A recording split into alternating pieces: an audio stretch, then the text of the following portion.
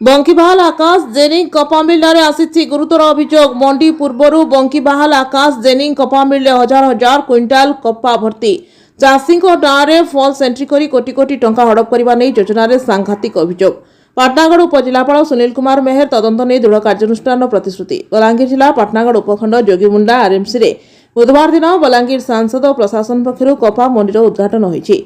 हेले शुभारंभ पूर्व बंकीबाहाल आकाश जेनिंग कपा मिल्ले हजार हजार क्विंटाल कपा गच्छित थिबा जणा पड़िछि।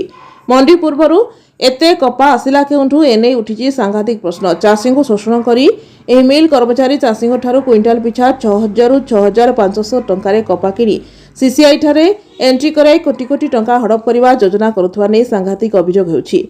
मिलिथिबा सूचना अनुसार ए मिल मालिक स्थानीय राजनेतार छत्रछाया रही बिंदास चाषी को शोषण करुवा गुरुतर अभियोग होछि। चाषी ठारू बेआईन भाव कम मूल्य कपा किनी राजस्थान गुजरात और हरियाणा को पठाउथवा जणा पड़िछि।